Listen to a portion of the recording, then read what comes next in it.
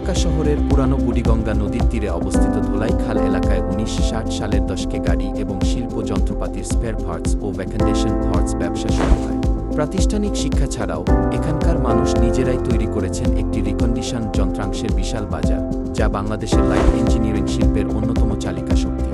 বর্তমানে ধোলাই খাল এরিয়ার মিনি মোটরস ইন্ডাস্ট্রিয়াল জোনে প্রায় ৪ থেকে ৫ হাজার দোকান, যেখানে কমপক্ষে ৩০ থেকে ৩৫ হাজার মানুষ কাজ করেন। সম্ভাবনা এখানেই আছে, শুধু দরকার আমাদের চেষ্টার আলো।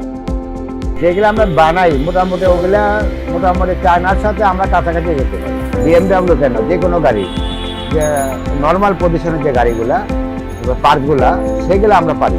যেমন একটা ব্রেক জাম্প পারি, আমরা একটা রিংয়ের কাজ করতে পারি, আমরা একটা অ্যাক্সেল মডিফিকেশন করতে পারি, অ্যাক্সেল একটা অন্য অ্যাক্সেল টাইপিং করে তৈরি করতে পারি।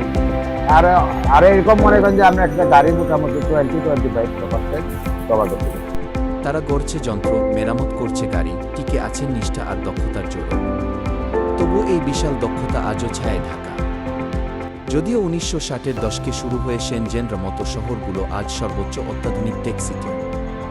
যদি সঠিক পরিকল্পনা, প্রযুক্তি ও সরকারি উদ্যোগ আসে, ধোলাইখাল হতে পারে বাংলাদেশের শেনজেন, একটি স্মার্ট ইন্ডাস্ট্রিয়াল টেক হাব। কিন্তু আমাদের সরকার কি আদৌ সঠিক উদ্যোগ নিয়ে ধোলাইখাল বা জিনজিরার মতো উদ্ভাবনীমূলক জায়গাগুলোতে ইনভেস্ট করে শেনজেন, সাংহাই, বেঙ্গালুরু, সিওল বা জাপানের মতো টেক ইন্ডাস্ট্রি গড়তে সহায়তা করবে, নাকি শুধু যৌনকর্মীদের অনুদান দিয়ে পতিতা হাব বানাতে সহায়তা করবে?